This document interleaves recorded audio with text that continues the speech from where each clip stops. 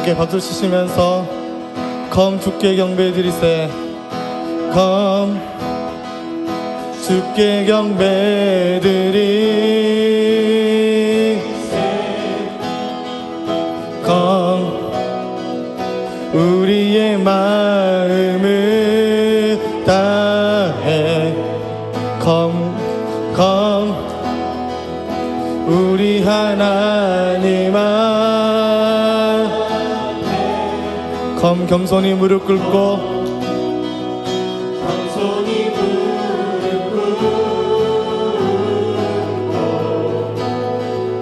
검 그 하나님께 다시 한 번 더 고백합시다. 검 주께 경배. 검 주께 경배 드리세. 검 우리의 마음을 다해. 검 우리 하나님 앞에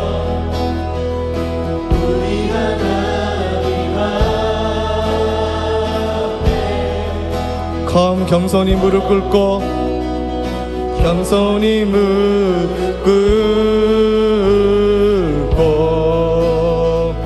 검 모든 이가 주라신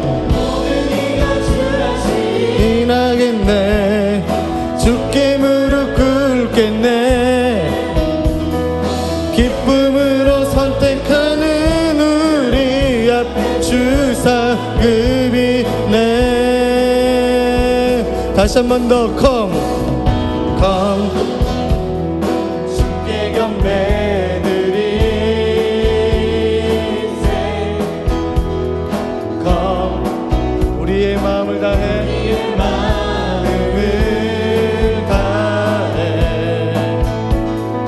come 우리 하나님 앞에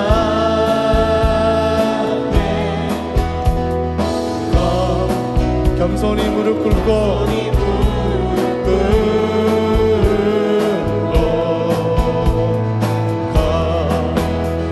모든 이가 주라 신하겠네. 모든 이가 주라 신하겠네. 주께 무릎 꿇겠네. 기쁨으로 선택하는 우리 앞에 주사금이네. 우리 목소리 높여 주께 경배 드리세.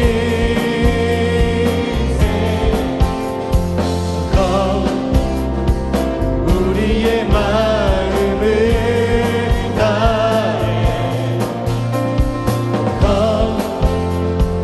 우리 하나님 앞에 그분 앞에 나아가기로 결정하시면서 겸손히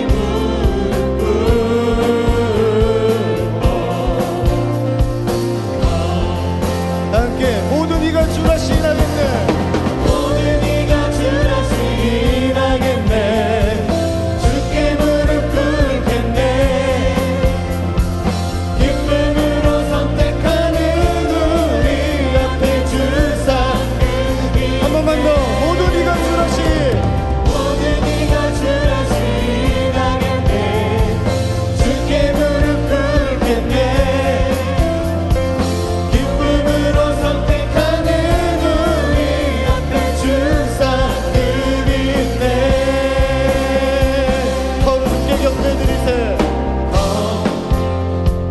주께 경배 드리세. 그 주님 앞에 우리 마음을 다해 이 시간 예배 드리기로 결정하시면서 한 번 더 우리 하나님 앞에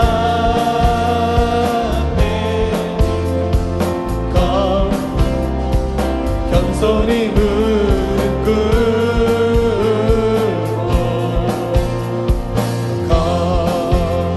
다시 한 번 더 한 번 더 우리 마지막으로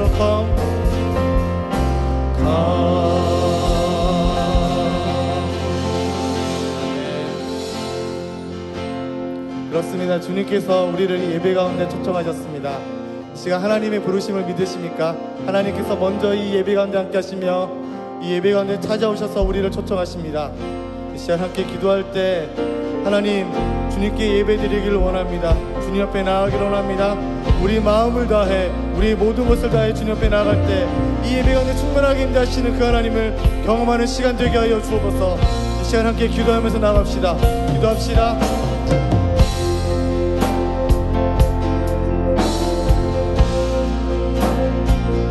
찾아오시는 그 주님을 경험하는 하나님 오늘 이 시간 되게 하여 주옵소서.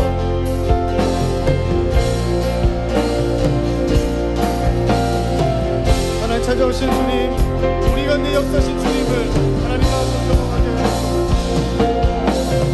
이 시간 안에 우리 마음을 열고 우리 모든 것을 다해 하나님을 경험하는 귀한 예배 되게 하여 주옵소서.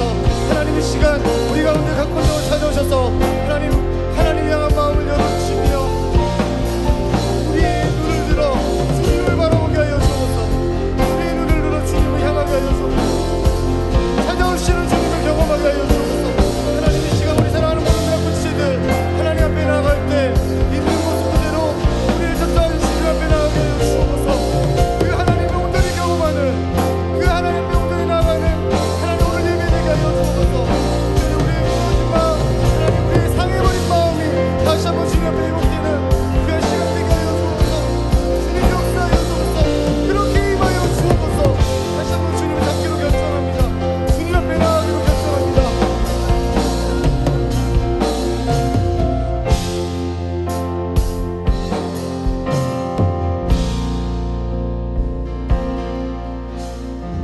둘러봐도 보이지 않고 막혀버린 삶의 현실들 가슴 속에 시린 눈물과 두려움에 지쳐버린 내 삶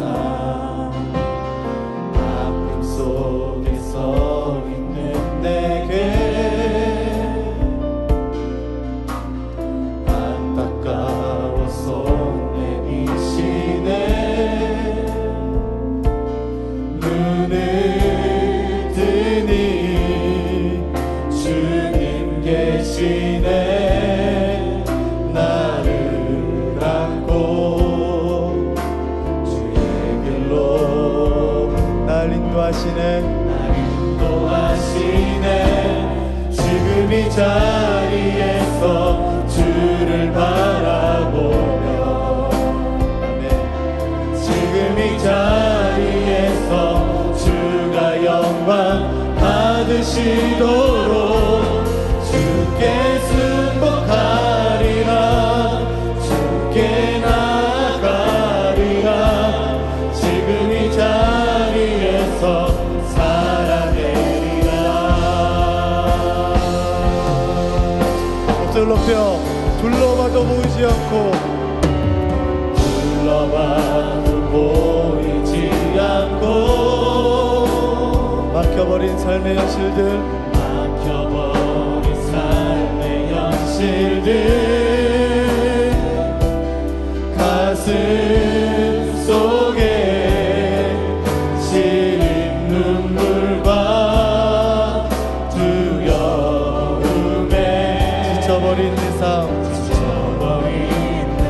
그렇지만 그런 우리 가운데 주님께서는 오늘 이 시간 찾아오십니다. 우리 가운데 말씀하여 주십니다.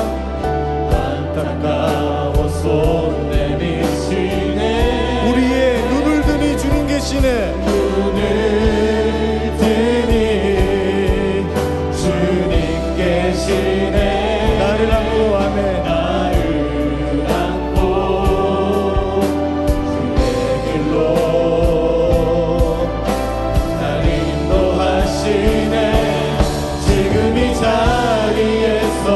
주를 바라보며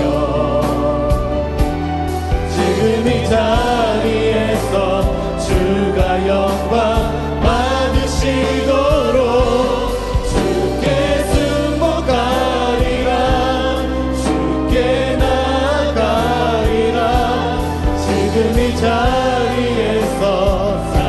다시 한 번 더 지금 이 자리에 있어 주를 바라보며 오늘 이 시간 주를 바라보기로 결정합시다. 주님 우리의 마음을 받아주옵소서. 이 시간 주를 바라보기로 결정하는 우리 마음 가운데 함께하여 주옵소서. 주께 승복하리라 주께 나가리라 지금 이 자리에서 다시 한 번 더 지금 이 자리에 있어 주를 바라보며 지금 이 자리에서 그렇습니다. 우리의 상황을 뚫고 우리의 환경을 뚫고 시간을 뚫고 나가시는 그 주님, 그 주님만 바라보기로 결정합니다. 주께 승복하리라 주께 나가리라 지금 이 자리에서 살아내리라 다시 한 번 더 지금 이 자리에서 지금 이 자리에서 주를 바라보며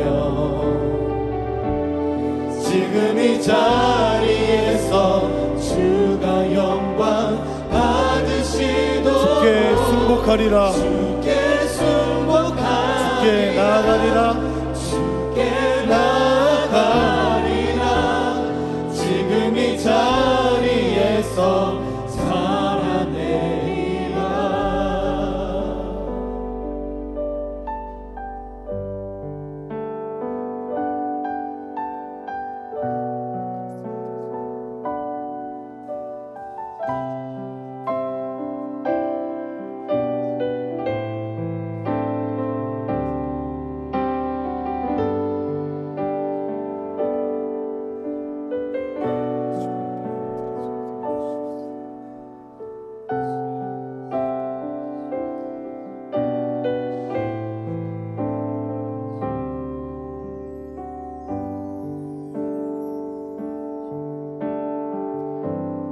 모든 것 아시는 주님,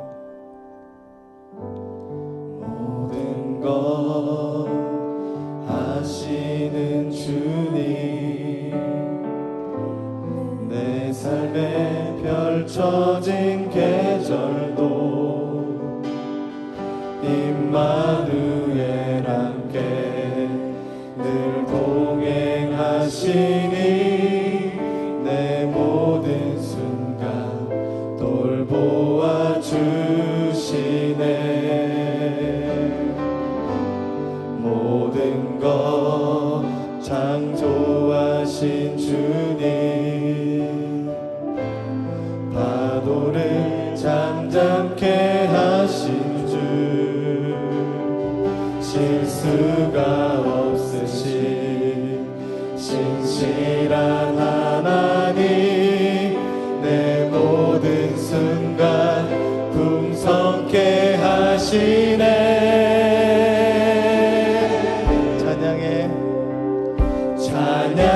찬양해 온 우주 만물 다스리는 완전한 하나님 내 선하신 목자 찬양해 합력해 주뜻 이루시는 위대한 하나님 사랑의 인도자 예수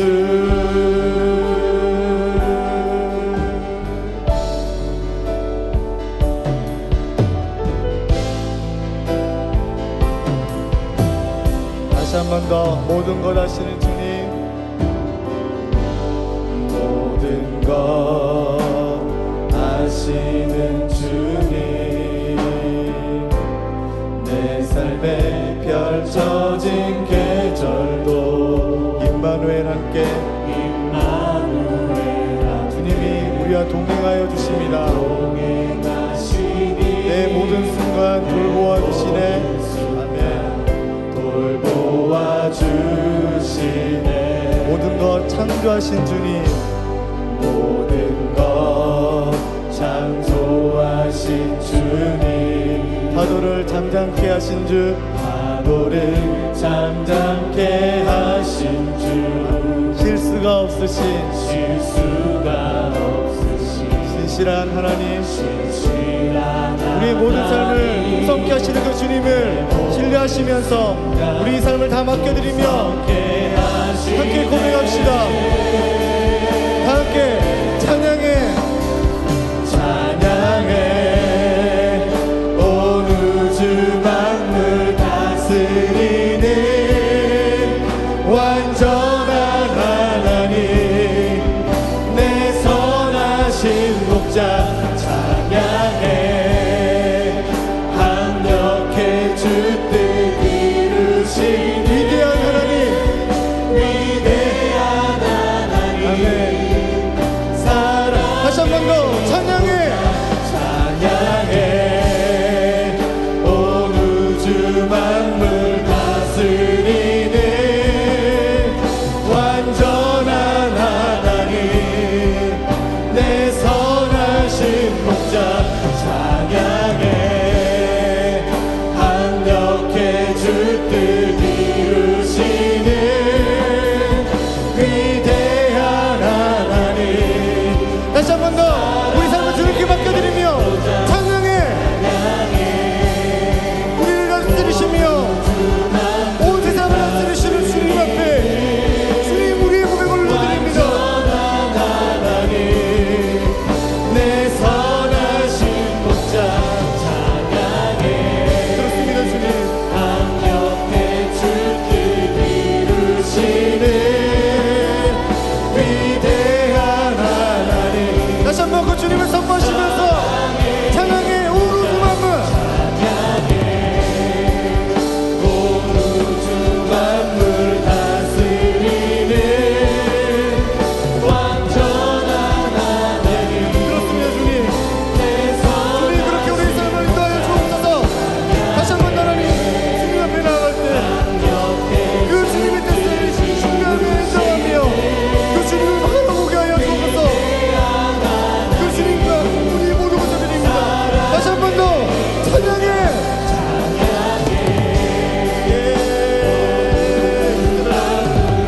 그 주님 앞에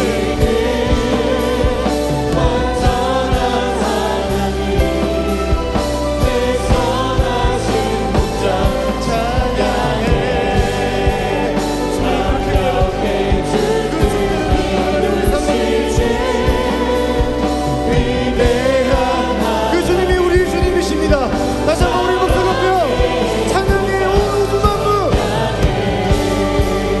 온 우주 만물 다스리는 완전한 하나님, 내 선하신 목자 찬양해.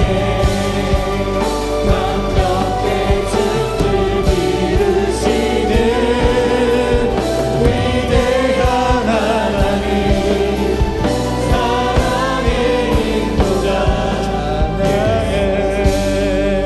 온 우주 만물 다스리는 완전한 하나님, 내 선하신 목자 찬양해. 합력해 주 뜻 이루시는 위대한 하나님, 사랑해. 다시 한 번 더 찬양해. 찬양해. 온 우주 만물 다스리는 완전한 하나님, 내 선하신 목자 찬양해. 합력해 주 뜻 이루시는 위대한 하나님, 우리 삶을 다시 한 번 더 주님께 온전히 맡겨드리면서 찬양해. 찬양해. 온 우주 만물 다스리는 완전한 내 선하신 목자, 내 선하신 목자. 주님 앞에 하나님 우리 삶을 올려드립니다. 우리 삶을 다시 한번 주님께 올려드립니다.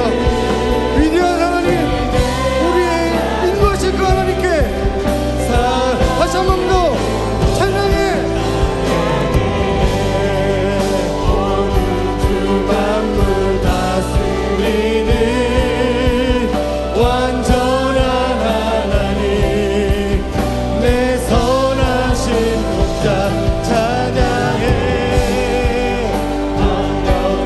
주 뜻 이루시는 위대한 마지막으로 한 번만 더 우리의 목소리 높여 찬양해. 온 우주 만물 다스리는 완전한 하나님 내 선하신 목자 찬양해 합력해 주 뜻 이루시는 위대한 하나님. 이 시간 함께 기도하면서 나갑시다. 다시 한 번 더 기도할 때 우리 삶을 올려드리며 하나님 우리 삶을 인도하여 주옵소서. 그 주님 앞에 우리 삶을 온전히 맡겨드립니다. 주님 선하신 목자 실수 없으신 하나님께서 우리 삶을 신실하게 이끌어갈 것을 믿습니다. 다시 한번 주님께 아낌없이 우리 삶을 드리게 하여 주옵소서. 이 시간 함께 기도하며 나아갑시다. 기도합시다. 오늘부터는 교회력이 새 날입니다. 뭔 줄 아시는 분 계세요? 우리 주보에 나와 있긴 합니다. 네, 대림절. 대림절이 무슨 날인 줄 아십니까? 아닙니까? 네, 대림절은 예수님의 오심을 기다리는 절기입니다. 2000년 전 아기 예수님께서 오신 그 예수님의 탄생을 우리가 성탄절로 기리지요. 그 전부터 4주간의 시간을 거칩니다. 그래서 초가 하나씩 켜지고 이제 성탄트리도 장식을 해놨습니다. 2000년 전 아기 예수로 오신 예수님의 초림을 기념하고 또 이후로 다시 오실 예수님의 재림을 기대하며 기다리는 절기입니다. 이렇게 한 주 하나씩 이렇게 초가 켜질 터인데 우리도 함께 이 초가 켜짐을 따라서 예수님의 오심을 기다렸으면 좋겠습니다. 오늘의 설교 제목은 사람은 무엇으로 사는가입니다. 여러분 무엇으로 살아가십니까? 제가 아직 나이가 어린데 내년이 되면 드디어 9수가 됩니다. 39이네요. 굉장히 크게 다가옵니다. 네. 여기서 이제 29 되시는 분들도 크게 다가오죠. 네. 무엇으로 살까? 나이 38, 39 돼서 이 생각을 하는 게 애 늙은이처럼 여겨질 수 있지만 저는 이 질문이야말로 우리 삶에서 꼭 해봐야 되는 질문이라고 생각합니다. 오늘 몇 가지 관점들을 얘기하면서 우리의 삶이 무엇으로 사는지 여러분들 돌아보는 시간 되었으면 좋겠습니다. 첫 번째는 본능적 관점입니다.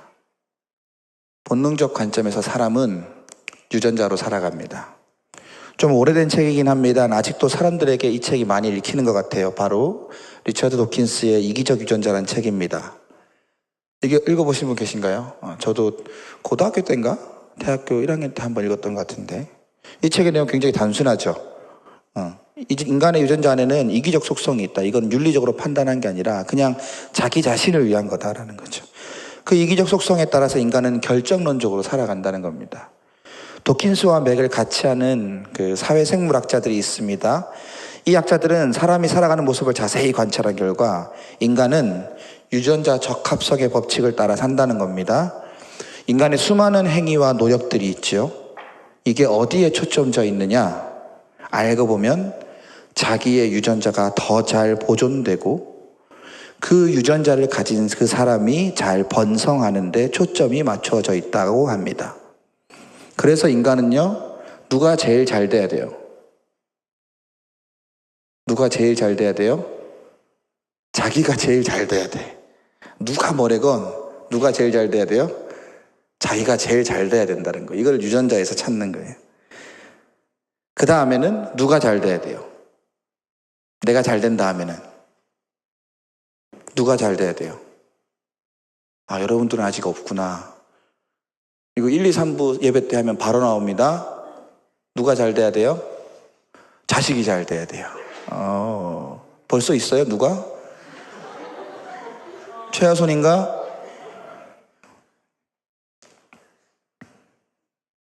왜 자식이 잘 돼야 될까요?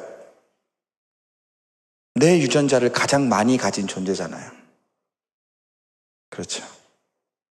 그들의 이론의 결과는 이렇습니다. 사람은 알고 보면 내가 잘 되고 자식이 잘 되길 바라며 그것을 위해 살아간다는 거예요.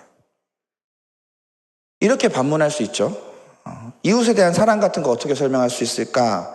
사회생물학자들은 이마저도 자신의 도덕성 강화를 통해 유리한 사회적 지위를 확보하고 이를 통해서 자신의 유전자를 더 많이 생존케 하려는 의도의 발현이다. 와우, 굉장히 꼬여있네요. 인간의 관심은 철저히 자기에게 있다는 것이죠. 예를 들어 볼까요? 애국심 같은 거. 애국심 같은 거 굉장히 숭고한 가치라고 여길 수 있죠. 나라를 사랑하는 것은 남을 사랑하는 게 맞을까요? 이 사람들이 보기에 아니에요. 자기를 사랑하는 거예요. 왜 그럴까요? 딴 나라보다는 자기 나라에 자기의 유전자가 있을 확률이 높기 때문이에요. 자기랑 닮은 유전자가 있을 확률이 높기 때문이에요.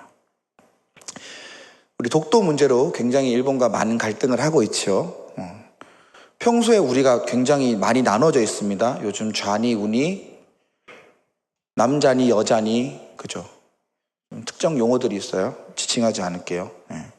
꼰대니 새파랗게 어린 것이니, 이 세대 갈등도 있고요. 그렇게 싸우다가도 뭐만 딱 하면 뭉쳐요. 뭐죠? 월드컵. 월드컵. 또 독도 문제 이런 거. 이런 문제에서는 아주 단단하게 결합을 합니다. 내부의 싸움이 치열함에도 불구하고 외부의 침입이 오면 단결하는 것이죠. 왜 그럴까요? 이 사람들이 보기 이래요. 내 유전자로부터 너무나 거리가 먼 외국은 일단 제껴놔야 돼. 그나마 내 유전자랑 거리가 가까운 그러니까 자국을 보존하는 게 그것을 위해 일하는 게 자신의 유전자를 보존하는 데 유리하기 때문이라고 설명합니다. 내 유전자가 들어있는 자식에 대한 희망, 이게 무조건 나쁜 것이냐 판단하기 전에 이 부분이 우리 삶에서 상당 부분 차지한다는 걸 우리가 인정해야 될 것 같습니다. 사람은 유전자 때문에 산다. 이 말을 바꾸면 사람은 자식에 대한 희망으로 산다는 것이죠. 우리나라 부모님들의 자식 사랑 대단하죠? 여러분들 그 사랑이 좋던 싫던 많은 사랑 받고 자랐죠. 우리나라만 그런 것일까요? 정도의 차이는 있어도 인간의 일반적인 현상 같습니다. 옆 나라 중국을 한번 생각해 볼까요? 초등학생 수가 놀라지 마십시오. 한 1억 명 정도 된대요. 초등학생 수가. 네. 우리나라 인구가 5천만 조금 넘죠. 네. 그곳에서 명문대를 진학한 일이 굉장히 힘겨운 일이죠. 중국에서는 또 소공자, 소공녀라는 말이 있습니다. 왜냐하면 이들이 한자녀 정책을 오랫동안 지속하다 보니까 가족의 자식이 하나야. 그러니까 얘가 어떻게 해야 돼요? 잘 돼야 돼. 그래서 모든 관심과 투자를 그 자녀들에게 쏟았습니다. 그래서 그런지 중국인들은요, 온갖 열정을 다해 자식이 잘 되기를 바랍니다. 사진 한번 볼까요? 독수리 아빠라는 사진 아십니까? 이 사람이 한때 유명했어요. 독수리 아빠 아세요? 저 독수리 아빠는요, 왜 독수리 아빠냐면 독수리가 이제 새끼들이 날개짓을 하면 낭떠러지에서 떨어뜨리면서 날개짓을 가르치듯이 그렇게 낭떠러지도 아이들을 이제 밀어붙여서 혹한 개는 막 내복도 안 입히고 밖에 내보내고요. 이 사진은 없는데 이제 중국인이잖아요. 이렇게 후지산을 둘이서 올라가고요. 그렇게 막 혹독한 훈련을 통해서 아이를 키우는 겁니다. 또한 타이거 엄마라고 들어보셨어요? 타이거 엄마예요. 지금 뭐 하고 있을까요? 아이는 피아노를 치고 있는데 엄마는 피아노 음악을 듣는 게 아니라 누굴 보고 있죠? 아기를 보고 있습니다. 네, 저 눈빛이죠. 네. 호랑이가 먹잇감을 노려보다가 먹잇감의 허점과 약점을 보고 공격하며 물어뜯듯이 엄마도 공부하는 아이의 수업에 참관해서 수업 태도와 집중도를 보다가 허점이 생기면 그것을 물고 늘어져서 질타하고 다그치는 것입니다. 참 무서운 시대죠.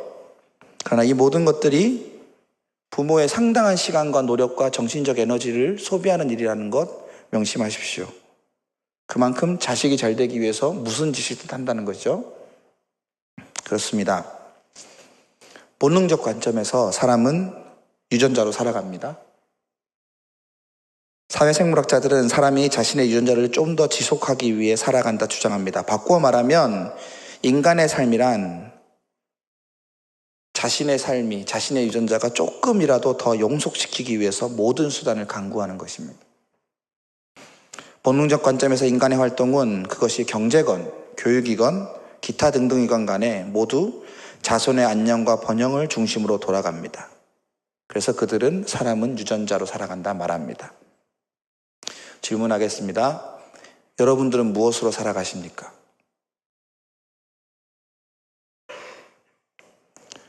두 번째 관점입니다. 두 번째 관점은 문명적 관점이에요. 윤리적 관점이라고 얘기하기도 하는데 사람은 사랑으로 산다입니다. 여러분 혹시 어렸을 적에 매미 잡으러 가신 적 있으십니까? 제가 너무 지금 끄덕끄덕한 사람들 다 시골 사람들. From 시골. 네, 저는 시골 사람이거든요. 그리고 여러분들 저랑 세대 차이가 나서 그런데 요즘은 뭐 매미 잡지 마라 그러잖아요. 왜냐하면 그게 생물이니까 없으면 안 되니까. 그런데 옛날에는 너무 많았어요.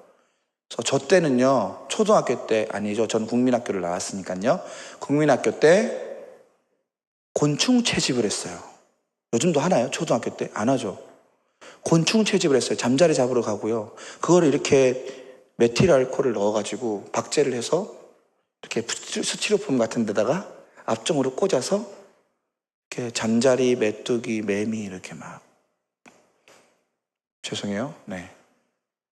이렇게 해서 이게 숙제예요. 숙제예요. 제가 잔인해서가 아니에요. 숙제예요. 네. 그때 여름방학 숙제로 곤충 채집을 하러 산으로 들로 다니곤 했습니다. 그때 한창 매미를 잡은 적이 있어요. 말매미, 참매미, 깽깽매미, 애매미. 네. 근데 그때 잡은 매미들은 언제 태어난 매미일까요? 짧게는 5, 6년, 길게는 7, 8년 전에 태어난 매미들입니다. 그 나무에서 알로 태어나서 유충이 되어서 나무 아래까지로 떨어져서 땅 굴 속에서 짧게는 5, 6년, 길게는 7, 8년을 살아갑니다. 그리고 그 기간이 지난 다음에 나와서 유충의 허물을 벗고 새 옷을 입은 매미는 겨우 2주 남짓을 삽니다. 그 2주를 살아가는 동안 제일 열심히 하는 게 뭘까요? 울어요. 왜 울어요? 짝짓기 하려고. 맞아요. 짝짓기 하려고. 그 다음에 어떻게 짝짓기 하고 나서 알 낳고 나서 죽어요. 모든 행위는 그 자손을 잇는 데 초점 맞춰져 있죠. 새끼를 통한 유전자의 보존과 전달이 매미의 모든 삶의 목적이죠. 그러면 인간은요? 인간이 가진 자식에 대한 희망이, 열정이 이것을 상당 부분 설명한다고 할 수 있겠지만 동물과 다른 인간은, 사람은 무엇으로 사는가 우리가 질문하지 않을 수 없습니다. 우리가 매미랑 다르지 않습니까? 이걸 가지고 심각한 논쟁이 많이 붙었습니다. 1980년대 입양의 문제를 가지고 철학자들과 서양의 철학자들과 신학자들이 논쟁을 벌였던 토의했던 문서를 읽은 적이 있습니다. 이들이 굉장히 열심히 토의를 했어요. 굉장히 진지하게 토의를 했어요. 왜냐하면 이 입양이란 걸 우리가 어떻게 이해해야 하는 거예요.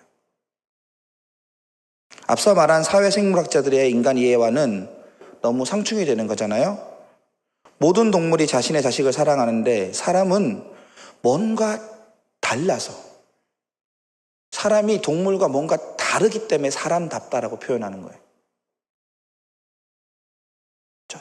제가 용훈아 진짜 미안해. 용훈아 진짜 미안해. 용훈이 보고 이거 욕이 될 것 같으니까 고양이 같다 라고 표현하면 용훈이가 좋아할까요? 좋아할 수 있겠죠? 귀여우니까. 그럼 똑같은 동물, 가장 가까운 동물, 용훈이 보고 강아지 같다. 네. 지금 순간 나올 뻔했어요. 네. 강아지 같다라고 얘기하면 기분 좋아할까요? 기분 좋니, 용훈아? 안 좋죠. 네. 왜? 사람이 사람답지 않은 거잖아요. 그죠? 우리는 사람다움을 어디서 찾냐면 짐승과 다름에서 찾는다고. 이게 심각한 논쟁이 붙었어요. 입양을 가지고. 인간의 인간다움을 생물학적 차원과 다른 데서 찾아야 한다는 것이지요. 그것은 바로 문명적 관점, 윤리적 관점이었습니다. 그 관점에서 인간의 삶이 중요하다는 겁니다. 레비스트로스라는 유명한 학자가 자연과 문명, 야생과 문화, 이것을 대결해서 이것을 문화 대립상, 이양 대립상으로 생각해서 그 우리의 문명을 설명한 것과 마찬가지입니다. 인간의 인간다움은요, 짐승다움이 아닌 것에서 찾는다라는 거예요. 짐승과 달리 남의 자식을 내 자식처럼 사랑하고 기를 수 있는 데서 인간은 인간의 인간다움을 발견한다는 겁니다. 입양이 결코 보편적이라 할 수는 없지만 그것이 소위 말하는 보편적인 인류의 기독교적인 사랑의 가치를 드러내는 아주 중요한 사례라고 이 사람들은 보았습니다. 톨스토이라는 유명한 문학자가 있죠. 이 사람이 굉장히 짧게 쓴 단편책이 있는데 그 책은 사람은 무엇으로 사는가입니다. 혹시 읽어보셨나요? 거기에 세몽이라는 가난한 구두장이가 등장합니다. 세몽은 코트 하나를 아내와 함께 번갈아 입을 만큼 가난한 사람입니다. 그는 외상값을 받으러 갔다가 받지 못하고 낭망해서 술에 취해서 돌아오다가 헐벗은 청년 미하일을 만납니다. 그냥 지나칠 수가 없어서 하나뿐인 코트를 미하일에게 입혀서 자신의 집으로 데려옵니다. 하나뿐인 코트, 그것도 아내랑 같이 입던 코트를 미하일에게 주었으니까, 그게 불황자인 그 세몽을 데리고 왔으니까 처음에 세몽의 아내는 굉장히 떨떠름했습니다. 그런데 곧 측은한 마음으로 따뜻한 음식을 차려줍니다. 세몽은 미하일에게 구두수선이를 가르쳤고 미하일은 잘 배워서 숙련공이 되었습니다. 어느 날 한 아주머니가 두 여자아이를 데리고 구두방에 왔습니다. 그 두 여자아이는 실은 그 아주머니의 생물학적 딸은 아니었습니다. 아이를 낳다가 죽은 이웃집 젊은 여자의 아이를 대신해서 이 두 여자아이를 이 아주머니께서 기르고 계셨던 것이지요. 이 여인을 보고 미하일은 미소를 지었습니다.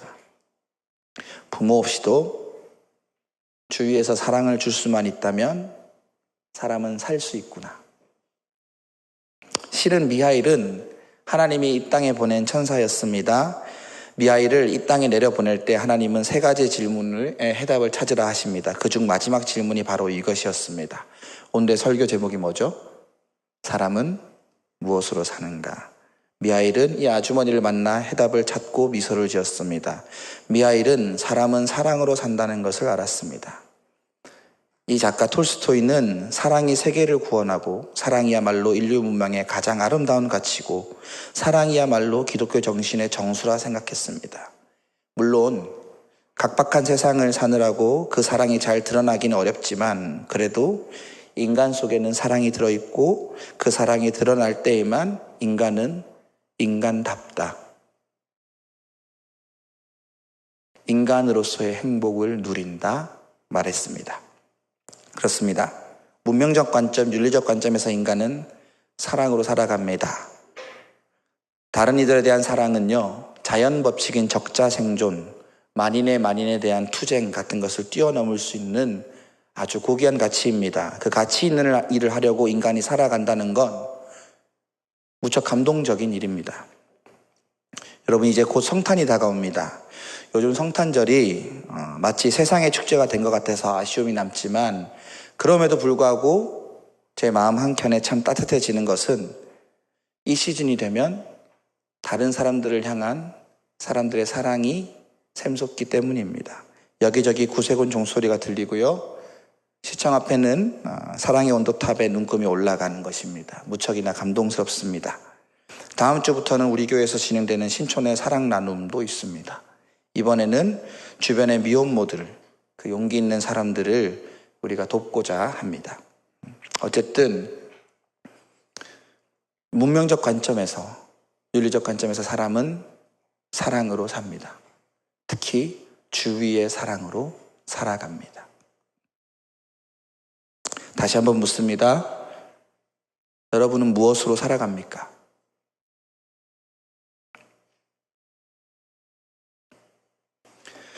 세 번째입니다. 신앙적 관점에서 우리 자신을 돌아봤으면 좋겠습니다. 신앙적 관점에서 사람은 하나님으로 삽니다.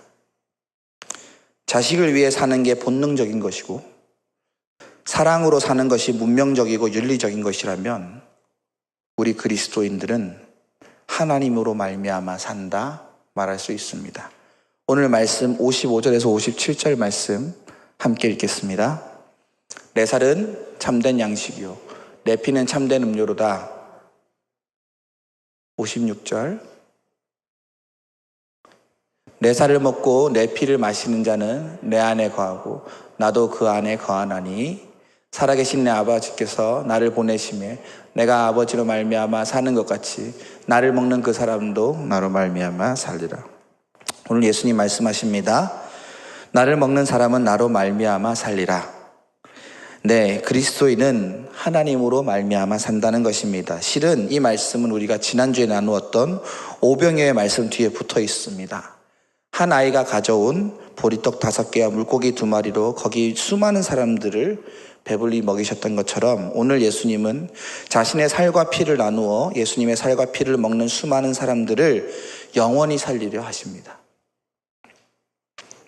실은 오병이어의 사건은 예수님의 십자가 사건의 전초전 같은 것입니다. 예수님은 보리떡과 물고기로 우리를 배불리셨지만 그것은 일시적인 배고픔의 해결일 뿐입니다. 시내 광야에서 이스라엘 백성들을 만나로 먹이셨던 하나님, 그 만나는 일시적인 것이었죠. 그러나 오늘 예수님은 살과 피, 자신의 살과 피로 영원한 생명을 주려 하십니다.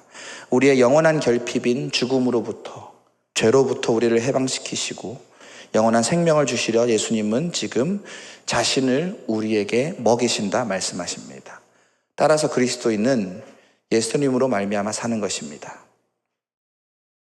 예수님의 살과 피를 먹고 마신다는 것은 단지 우리가 성찬식에 참여한다는 것을 의미하지는 않습니다. 오히려 성찬은 우리가 누구로 인해 사는 것인지를 확인하는 시간입니다. 우리를 향한 놀라운 예수님의 사랑을 다시 느끼고 힘을 얻어 우리의 삶을 하나님의 은혜로 살아갈 수 있도록 다짐하는 것입니다. 오히려 예수님의 살을 먹고 피를 마신다는 것은 우리가 예수님 안에 거하고 예수님이 우리 안에 거하시는 삶을 살아가는 것입니다. 바로 예수님과 함께 살아가는 삶 말입니다. 일부 사람들이 아까 뭐라 그랬죠? 사람은 유전자로 살아간다 그랬죠. 일면 그런 것 같죠? 그러나 유전자를 따라 살아가는 것이 우리의 삶을 다 채울 수 없습니다. 오히려 우리의 삶을 악하게 만드는 기제가 되기도 합니다. 지나친 자기 사랑, 지나친 자식 사랑은 오히려 해가 되어 우리의 삶을 망치는 주범이 됩니다. 따라서 우리는 결코 유전자만으로 살아갈 수 없습니다. 또한 일부 사람들은 우리가 주위의 사랑으로 살아간다 말합니다. 한편으로 이해가 되고 감동적입니다. 그러나 주위의 사랑만으로 우리의 삶 전체를 채울 수 없습니다. 오히려 필연적으로 우리 삶의 부족과 공허함, 결핍을 더욱 부각시키게 됩니다. 내가 사랑받고 있지 않다고 느낄 때, 나를 사랑해 주는 사람이 나를 위해 주는 사람이 없다고 느낄 때 우리는 우리 삶을 무가치하고 형편없는 것이라 여기게 됩니다. 그것은 우리를 경멸하는 것입니다. 또한 아무리 주의 사랑을 받고 있다 해도 그것으로 결코 우리 삶의 공허함들을 다 채울 수는 없습니다. 따라서 우리는 주의 사랑만으로 살아갈 수 없다고 말합니다. 우리 57절 말씀 한 번만 더 읽도록 하겠습니다. 시작. 살아계신 아버지께서 나를 보내심에 내가 아버지로 말미암아 사는 것 같이 나를 먹는 그 사람도 나로 말미암아. 오늘 예수님 말씀하십니다. 살아계신 아버지께서 나를 보내셨다. 내가 아버지로 말미암아 산다. 나를 먹는 그 사람도 나로 말미암아 산다. 이것은 우리의 삶의 궁극적인 의미가 예수님과 관련이 있고 하나님과 관련이 있다고 말해 주는 것입니다. 그러면 우리가 거꾸로 한번 생각해 볼 필요가 있습니다. 우리의 유전자도 우리 주위의 사랑도 하나님과 관련시켜야 할 필요가 있습니다. 성경은 말합니다. 우리의 본질이 뭐라고 말합니까? 우리가 어떻게 만들어졌다고 말합니까? 창세기에서 주일학교 배우셨죠? 하나님이 사람을 창조하시되 남자와 여자를 창조하시고 또 하나님이 누구의 형상? 자기의 형상. 성경은 우리가 하나님의 형상을 따라 지음받고 하나님의 생기, 하나님의 생명을 나누어 받은 자들이라 말합니다. 그렇습니다. 우리의 본질은 유전자에 있는 것이 아니라 하나님의 형상과 하나님의 생기에 있습니다. 물론 타락하여 그 형상을 잃어버렸지만, 그 생기를 잃어버렸지만 오늘 예수님 말씀하십니다. 나를 먹는 자는 그것이 회복되어 하나님의 형상, 하나님의 생기로 살아간다는 것입니다. 어찌 보면 그것이야말로 그리스도인의 유전자라 말할 수 있습니다. 그것이야말로 그리스도인의 본능이라 말할 수 있습니다. 사람들이 말하는 본능 말고요, 그리스도인의 본능 말입니다. 성경은 말합니다. 우리가 연약할 때, 죄인 되었을 때, 원수 되었을 때 하나님이 예수님을 보내셔서 우리를 향한 자기의 사랑을 확증하셨다 말합니다. 그렇습니다. 우리가 필요로 하는 사랑의 본질이 여기 있습니다. 우리를 위해 나누시는 예수님의 살과 우리를 위해 흘리시는 예수님의 피를 먹고 마시는 자는 주위의 사랑을 넘어 하나님의 사랑으로 살아갑니다. 하나님의 사랑만이 우리 삶의 공허를 채울 수 있습니다. 아니, 오히려 하나님은 우리를 향해 놀라운 사랑을 베푸시고 우리 삶의 공허를 채울 뿐 아니라 넉넉히 채워서 그 흘러 넘치는 사랑으로 주위를 사랑하게 만드시는 분이십니다. 이것이 그리스도인이 사랑으로 살아가는 방법입니다. 사람들이 사랑으로 살아간다 말하는 방법 말고 그리스도인들이 사랑으로 살아간다 말하는 방법입니다. 그렇습니다. 우리의 삶은 하나님과 관련될 때 전혀 다른 새로운 의미를 발견할 수 있습니다. 사람들이 무엇라고 말하건 간에 그것을 하나님과 관련지어 생각할 때 우리의 삶의 궁극적인 의미는 달라지고 우리의 삶은 새로운 하나님의 피조물로 거듭나게 됩니다. 하나님의 은혜가 나를 나답게 합니다.